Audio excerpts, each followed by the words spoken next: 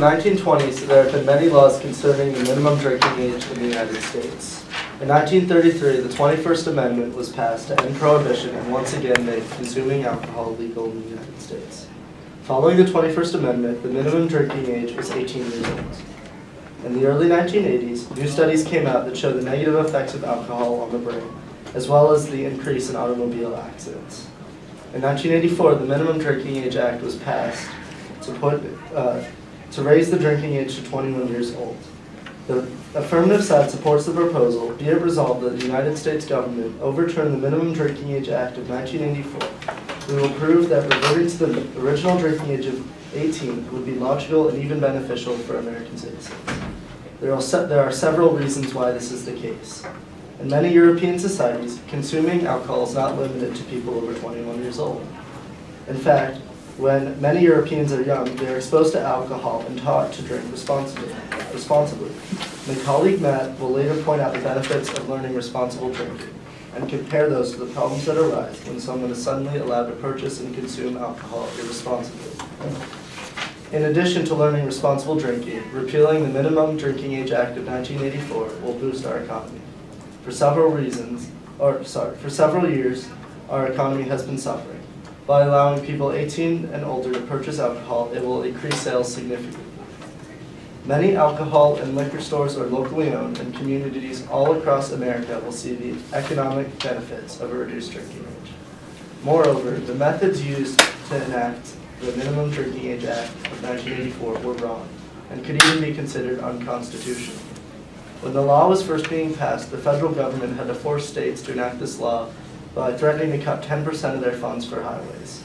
Obviously, if states felt that this law was needed and beneficial, then they would have adopted it almost immediately without threats from the national government.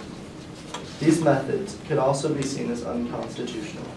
The 10th Amendment of the Constitution states that the powers not dedicated to the United States by the Constitution, nor prohibited to the states, are reserved to the states respectively, or to the people. This means that the powers not granted to the federal government belong to the states. In the Constitution, there is no part that says the federal government can control drinking age. There are even more inconsistencies to be found in the Minimum Drinking Age Act of 1984 when you consider the rights that people have when they turn 18. In America, 18 is considered the age of majority. Among the benefits of becoming an adult is the right to vote and participate in our democracy.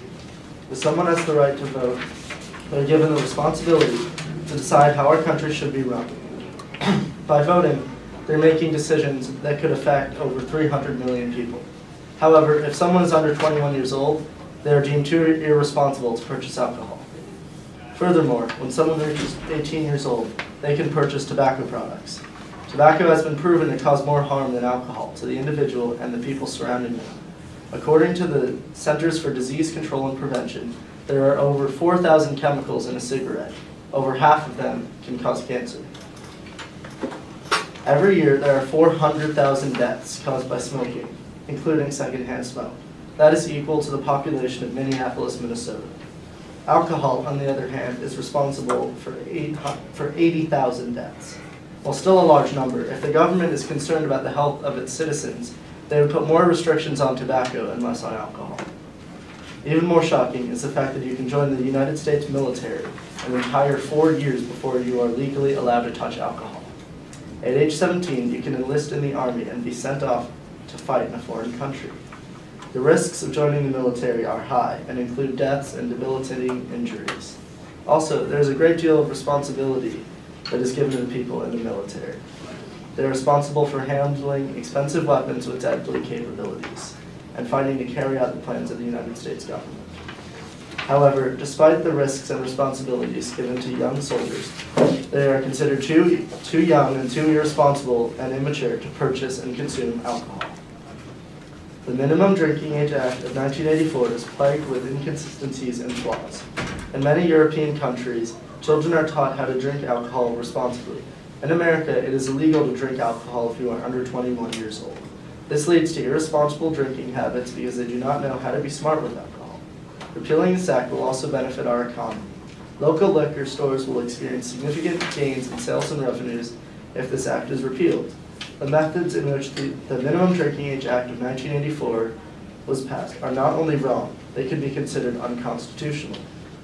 The inconsistencies in the Minimum Drinking Age Act become more apparent and disturbing when you consider the other rights people have at age 18. These include the right to vote and have a say in the government, use dangerous substances such as tobacco, and even fight for our country, risking their lives. That is why the affirmative side supports the proposal. Be it resolved that the Minimum Drinking Age Act of 1984 be overturned.